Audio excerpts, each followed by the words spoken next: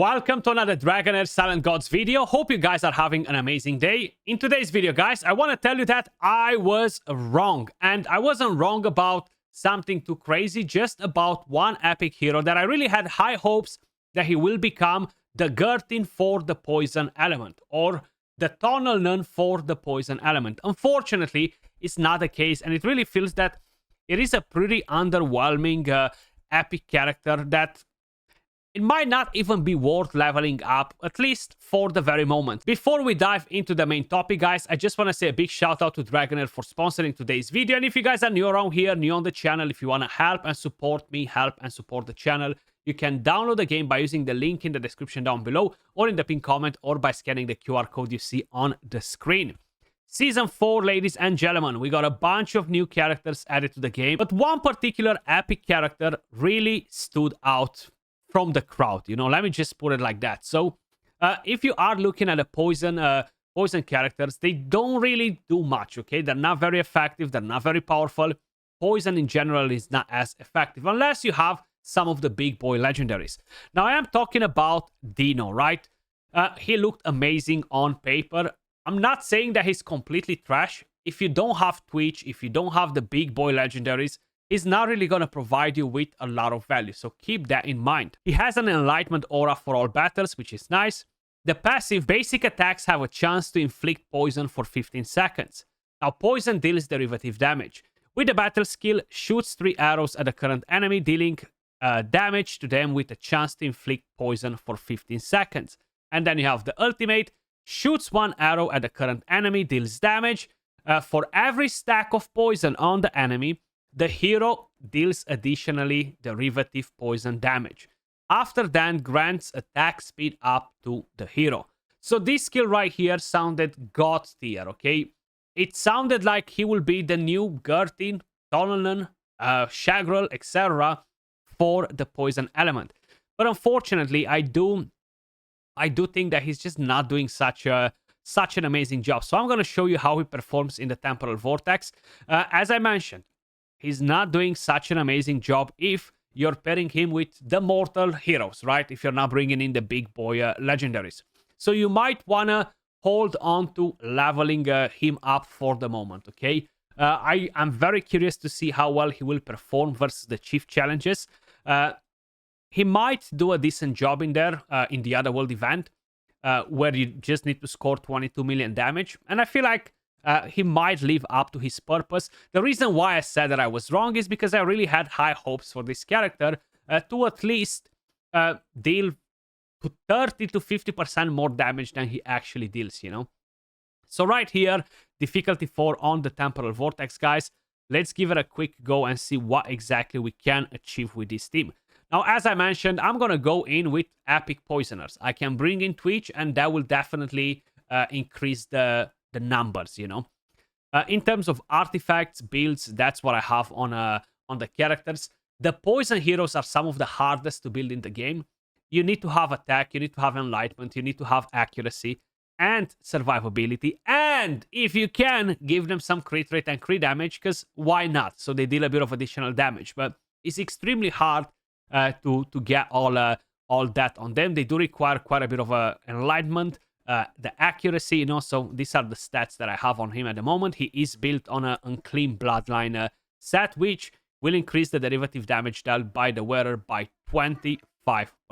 Most probably I could boost his damage a little bit with the Queen's Fan. Maybe, I'm not even 100% sure if I will boost the damage with this. It will increase the derivative damage, so probably it's a better option than the artifact that I have on, to be honest with you guys. I do think that it will be. I just kind of like want to keep him in with what I have at the moment to show you how he will actually perform. And if you're replacing that artifact for a different one, an epic one, is going to deal less damage, you know. So let's dive straight into it. I could always bring in, actually, wait. I could always bring in the Vile Ink artifact on him. That can be nice too. The wearer's attack cannot do critical hits, but it will deal 35% more derivative damage.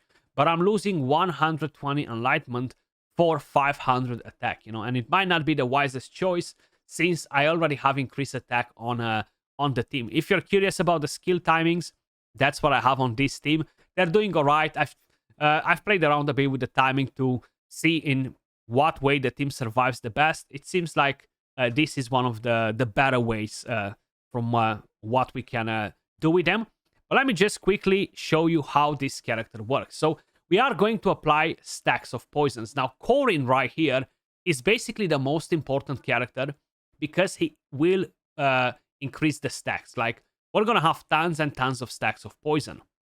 The derivative damage from this epic hero, it just doesn't seem to really work as it should. Or at least, I don't know. I have a feeling that maybe something is just not working right with this epic character. That ultimate skill just sounds too good, you know, sounds too good, and it just doesn't seem to be very effective, you know, like for whatever reason, it just doesn't seem to be very effective.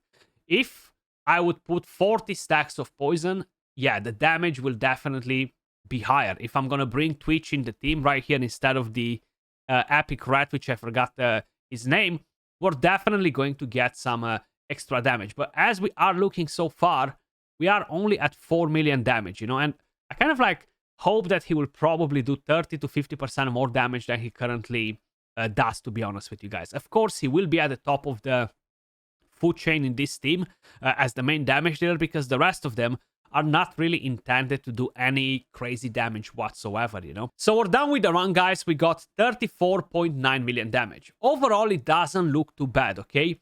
Now, considering that we have Cinerel and we have another amazing support in the team, I feel like the damage overall could have been a bit better, you know what I mean? And I'm gonna try him with Twitch. You're gonna see a massive difference. Now, the highest stack of poisons that I've seen with this team on was 37 poisons. Okay, so that's a lot of stacks. So he dealt a decent amount of damage if you are paying attention right here. 16 million out of the 34. So a bit less than half.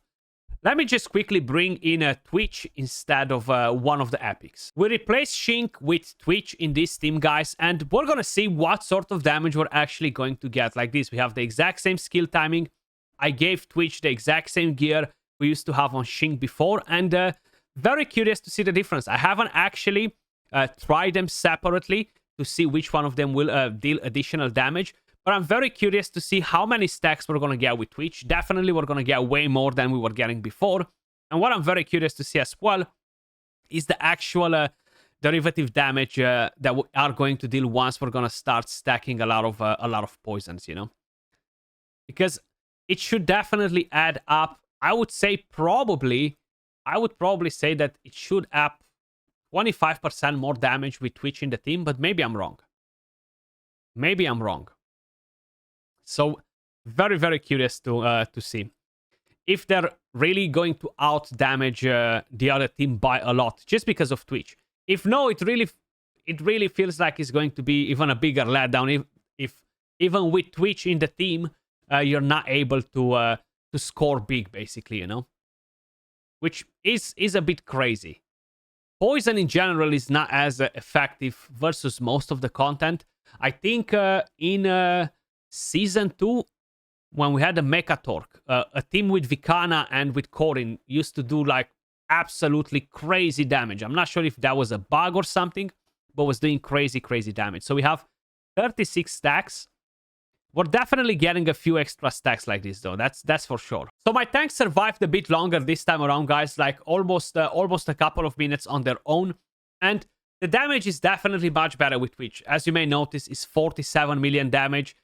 He still dealt around 60 million damage, even though he dealt pretty much the same without having Twitch in the team. But what really basically increased the damage is having Twitch in the team.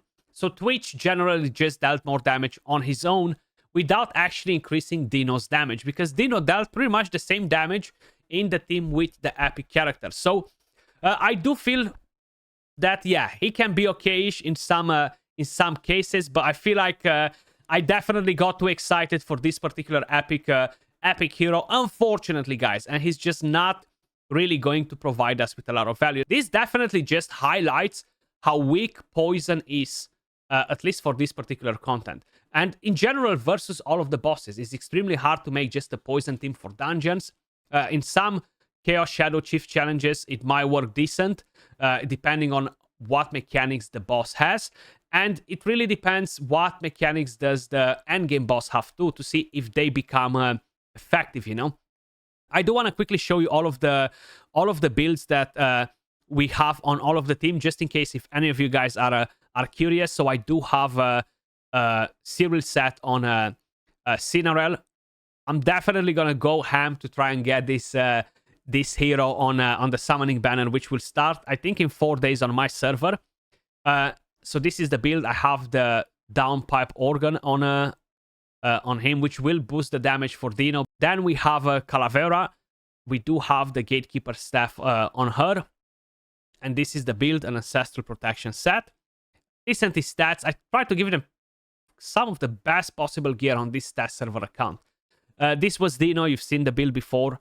All of them, they're built with Unclean Bloodline. For whoever is not familiar with the Boomerang, is basically triggering a poison explosion when you deal damage on enemies that have poison inflicted by the wearer. Then we have Corin. Corin is the key here. It's all about this battle skill. Launches 3 venomous attacks on the nearest enemy, dealing attack poison damage with a chance to inflict poison for 15 seconds. You have the passive, and of course the ultimate skill. So he's basically the creme de la creme for poison teams. You do require enlightenment, accuracy, and attack on all of them if you want them to work well, you know. And then we have Twitch, which is really the superstar of the show, to be honest with you guys. He's not even built with crit rate and crit damage. If I could give him some of that as well, it would definitely be pretty damn crazy, actually. He has the Witch's Remains because of the multi-hits on the ultimate skill. But that's what I have in terms of builds, guys, and that's how poison performs in the Temporal Vortex, just in case if you were curious. I'm still not convinced 100% about the epic hero, so I would probably suggest you hold on, don't level him up till we don't see what end game bosses we have and stuff like this, to see if they're actually going to be effective in there or no. As usual, much love, appreciate all of you guys watching, stay safe. Thanks again to Dragonheir for sponsoring today's video, and if you guys want to get involved, you can download the game by using the link in the description down below, or in the pinned comment, or by scanning the QR code you see on the screen. And if you enjoy the content, make sure you smash a like and subscribe. I'll catch you all in the next one. Peace.